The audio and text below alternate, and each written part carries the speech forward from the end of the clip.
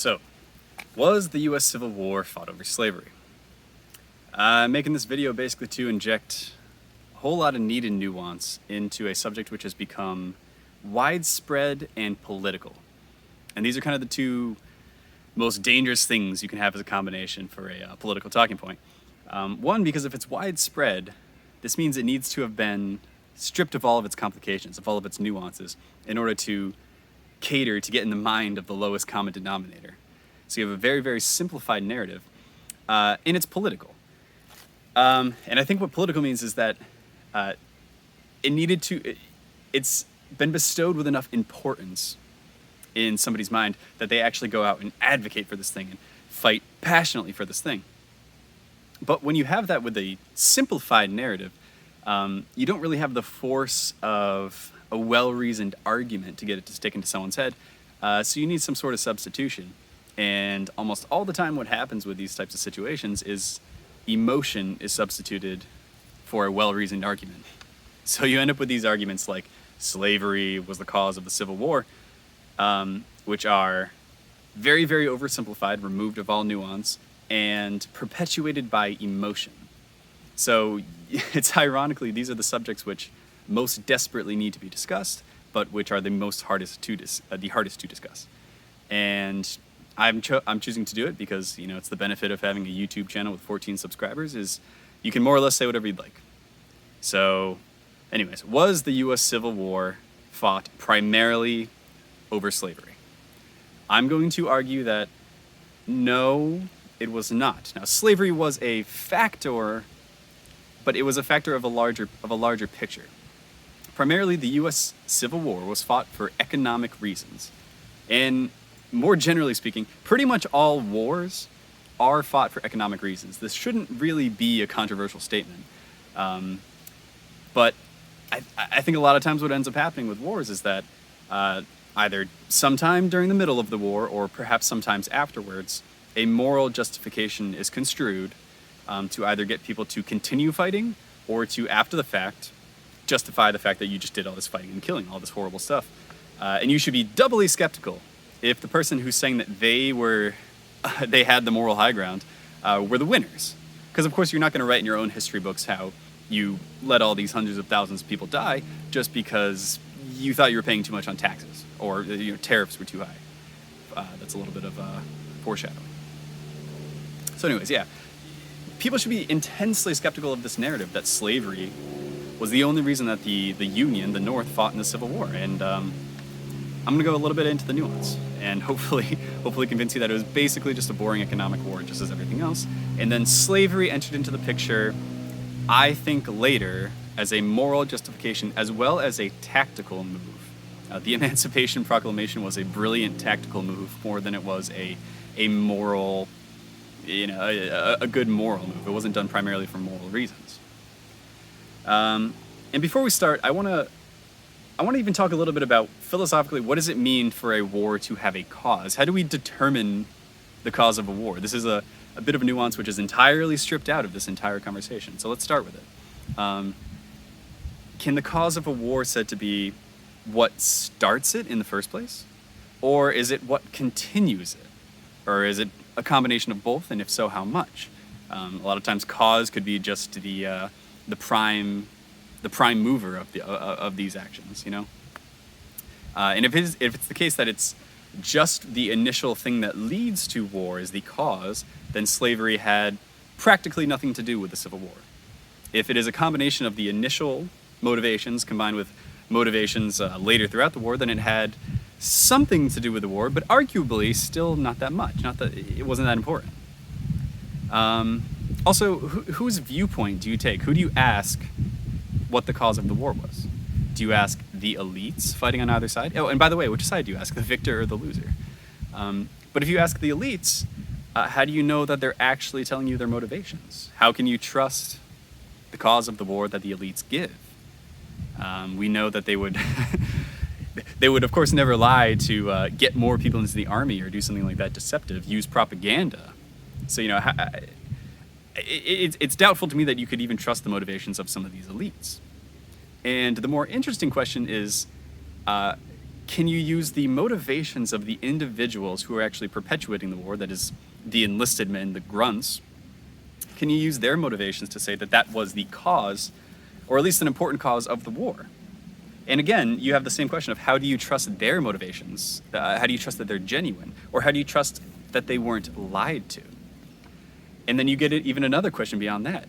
Say that, because a lot of people will say, like, okay, the Southerners who were fighting in the rebel army, they didn't actually own slaves, so they weren't fighting for slavery, but they were sold a bag of goods. They were sold this lie of, we're fighting for states' rights and things like that. But the question to me becomes, even if that was 100% bunk, that the elites who were selling them this lie and making this propaganda did not believe that at all, and they knew it to be untrue, if these men in their heart of hearts still believed that they were fighting for states' rights, and they made up obviously the bulk of the men in this war, could that not be said to be a part of the cause of the war? Surely a war is made up of people who are actually perpetuating the war, and surely they have motivations that without it they wouldn't be a part of that war. So how can that not be considered to be part of the cause?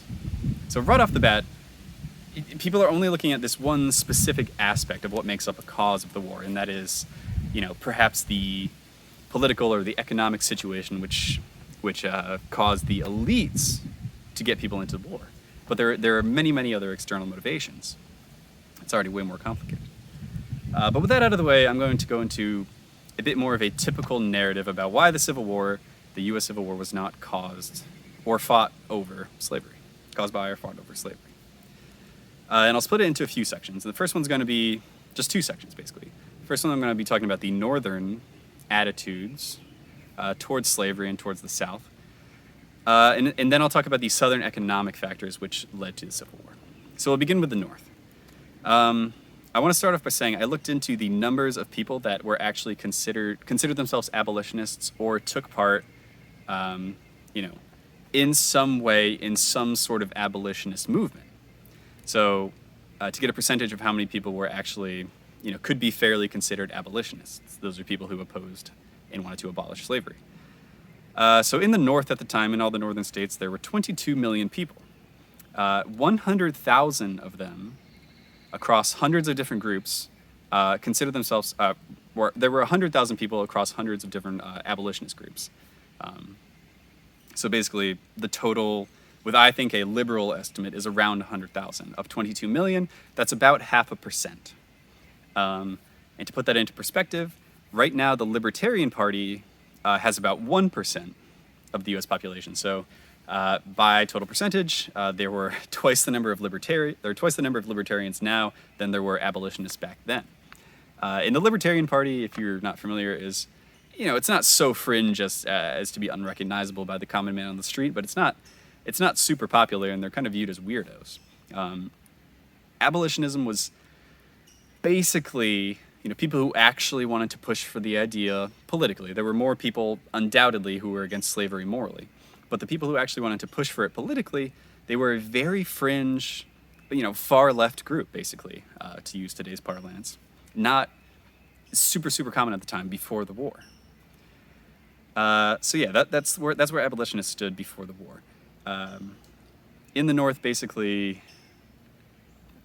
a lot of people would have probably, it's fair to assume, they would have probably been on the surface against slavery, but they didn't want to take political action on it for various reasons.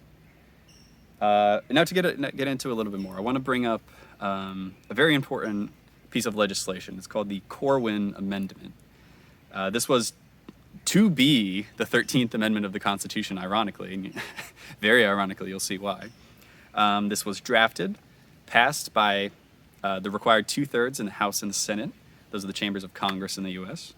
And then amendments moved on to be ratified by the states. And it was ratified by Ohio, Illinois, and Maryland. And this process, by the way, was only stopped by the Civil War. Ratification likely would have continued. We have reason to believe likely would have passed on this amendment. This is the entire wording of the amendment. Quote, "No amendment shall be made to the Constitution which will authorize or give to Congress the power to abolish or interfere within any state with the domestic institutions thereof, including that of persons held to labor or service by the laws of said state." In other words, slavery will always and forever be okay, and we can't even make an amendment on a federal level to interfere with states who want to have it. They were completely sacrificing forever the ability for the federal government to have a say in what states could do on slavery. And this was, again, passed in the Senate, passed in the House, and it was on its way to be ratified by all these northern states. So the North, at least the politicians, at least people in power, were very much okay politically with slavery. So much so that they would have it for always and forever. So this narrative that Northerners were pretty much all staunchly abolitionists it's just absolutely ridiculous. Now moving on to another important figure, Lincoln. We'll talk about some of his views on slavery and some of the political actions that he took. So first off, a lot of people try to make the argument that Lincoln wasn't at all opposed to slavery. I think that's completely unfair. I think on a moral level, he was absolutely opposed to slavery. There's a few quotes of him saying such that, it's basically a terrible institution. But I think those people also don't bring up the fact that he never felt strongly enough about it to actually take political action on these moral feelings that he had that slavery was bad. He stated when he was I'm not sure if it was before he was elected or not, but he stated that he absolutely would not oppose the Corwin Amendment. He stated many times that he was campaigning that he would not at all touch slavery, the institution of slavery, wouldn't try to make it illegal at all. There's a very important quote by him during the war, and it goes something, I don't have the exact quote, but it goes something to the effect of, if I could preserve the Union without freeing the slaves, I would do it. If I could preserve the Union with freeing some of the slaves and not freeing others, I would do it. And if I could preserve the Union and free all the slaves, I would do it. Which is to say, he had political motivations that far outweighed his moral feelings on slavery. So he's not quite the paragon of freedom that he's sometimes made out to be today. And an important point that, just to bring it back to very realistic terms, and get you kind of thinking the way he probably would have been thinking, why would Abraham Lincoln, this guy who was to be president of all the United States, including the southern states, why would he want to enact legislation which would completely cripple the economy of half of his country?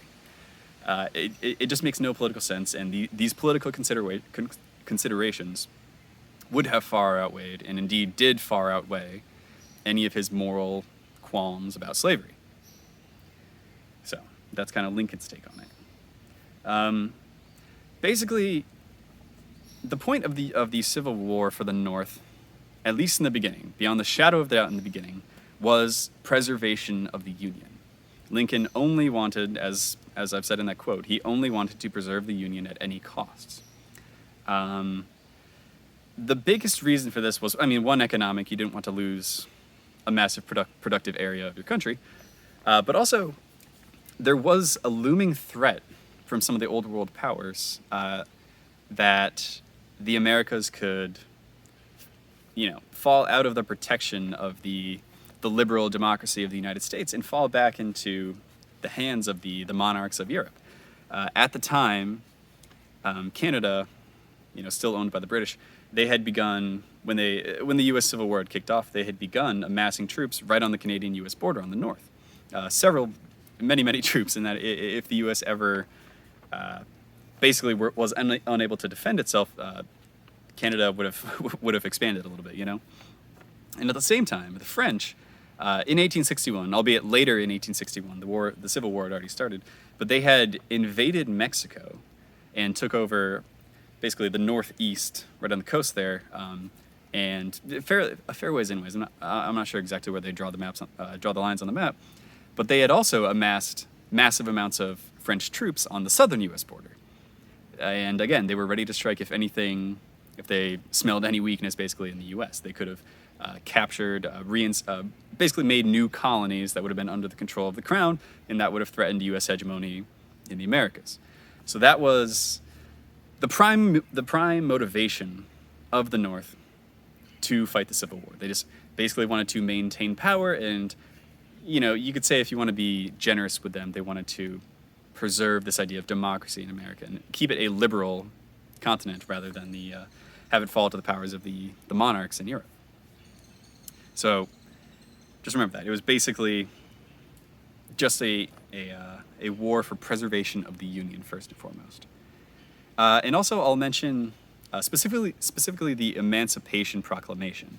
I had mentioned before that I think this was basically a tactical decision rather than any sort of primarily moral decision, which it's kind of made out to be today. And some points to support that. One, it was only made 2 years into the war in 1863. I think you could have jumped on that a little bit earlier if the primary motivation of the Civil War was to fight slavery from the get-go. You probably would have done that earlier. Two, this is on it being a tactical decision. It gave a massive moral high ground to the North, to the Union troops. And this would have been great for morale for the troops because they, to this point, had basically been fighting a political and economic war, and morale was starting to slip. And the best way to increase morale is to give your side the moral high ground. Say, we're no longer fighting for, dollars and stuff for rich bankers in the North. We're fighting for slavery and freedom for these people who are rightfully Americans and all these things. You can get really rah-rah with it and really spice up your propaganda. So it's a huge moral windfall for the North. Thirdly, a massive increase in the troops of the North. 180,000 freed slaves ended up joining the Union Army and fighting for them. That's massive in a war that, I don't know the exact numbers, but it was something like 1 million, maybe even slightly less than 1 million people fighting in on both sides combined. 180,000 new troops. And lastly, there's the wrinkle for Lincoln, for the moral narrative of Lincoln, that he was, when he passed the Emancipation Proclamation, the wording in it was such that only blacks in the South were freed. So only slaves in the South were freed, and only slaves in the South in territories that weren't yet captured by the Union Army. So why would this moral legislation, primarily moral legislation, why would it not free the slaves in the rest of the country? Well, I don't know. Maybe there were other considerations there, other tactical considerations other than moral going into the Emancipation Proclamation. So anyways, that's a couple brief notes on the attitudes of Northerners to slavery and to the South and to the Civil War. Now I'm going to get into what was considered the motivations for war in the South at the time, and these are primarily economic. Now, to begin, it goes a while back. It goes to the Tariff of 1828. A little bit of background on this. Basically, after the War of 1812 in the U.S., which was fought against Britain, British goods began flooding the U.S., and they were much, much cheaper than the goods that could be produced in the North. In response to this, the U.S. government, the federal government, came up with a protectionism scheme, which included these tariffs, the Tariff of 1828. A tariff, if you don't know, it's basically a tax on imported goods. So this meant for the South, who was less industrialized than the North, they could basically make any of the raw materials they needed, the iron and the whatever they need for buildings and stuff like that. The South, who was completely, by and large still a completely agrarian economy, they relied on these imports, and they relied on the cheaper imports from Europe, because they could get them much, much cheaper than importing things from the North. So what these tariffs did was they unfairly targeted the South, who was relying on the imports from Europe. They were now hit with these massive import tariffs, and the average, by the way, on these tariffs was much, much higher than we see today. It was 45%, so somewhere even higher than 50%. Taxes on importing things that they needed. Some of these things, by the way, were absolute necessities of life, foodstuffs and things like that, not just industrial requirements. So all of a sudden, they were basically required to import all their stuff from the North and pay way, way more, or import it from Europe and still pay much more. So it really hurt them in that way. But it was a double whammy situation because Europeans, in response to these U.S. tariffs, also imposed retaliatory tariffs, and these were on raw materials that the South their economy required them to export. Things like cotton and tobacco. These were their major, the things that they produced in the largest quantities. And now Europeans were going to buy less and less of them. So they were They were being squeezed by both ends by these tariffs. So anyways, that's the tariff. There were a few more. There was a lot of legislation surrounding these, but basically to gloss over it, the situation got way worse, and it led to the nullification crisis of 1833. And this is an important note to bring up. This was, it's very well documented. This is actually in history books. In 1833, the Southerners were so fed up, they actually almost seceded at this point, and they did it entirely for economic reasons. So there was almost a civil war in 1833 entirely for economic reasons. Now it turns out they ended up negotiating down the price of the tariffs, and it would step down over the years, and this was viewed by the Southerners as a victory. So crisis averted. There wasn't going to be a civil war yet. Now, again, to gloss over a couple decades of histories of the history of tariffs and taxes, the next big tax, the tariff that broke the straw that broke the camel's back, was the Morrill Tariff, Morrill, named after a man named after Morrill. This was passed on March 2nd, 1861, a month before the start of the Civil War, about a month and a half. It was the highest tariff yet imposed on the South. They saw tariffs of 55% plus on some of the things that they had to import. So it was absolutely devastating for them, and they were already fed up. This led the Southerners, in direct response to this, to make their own constitution. And this constitution, by the way, it banned high import tariffs that were like the ones that were being imposed upon them. Now, the Northerners knew that the Southerners weren't happy with this new situation. So what they decided to do to enforce this protectionism scheme of theirs that was hurting the Southerners, they used the forts that were already existing in southern port towns to enforce it. So one such example of this was Fort Sumter in Charleston, South Carolina. And if you've studied the U.S. Civil War, you'll know that this is where the first shots of the Civil War were fired. And by the way, rebels, I'm sorry, it was the Southerners that fired the first shot. Maybe the Northerners were aggressing, but I don't know, man. You did fire the first shot. So, but anyways, so this is basically the official start of the Civil War.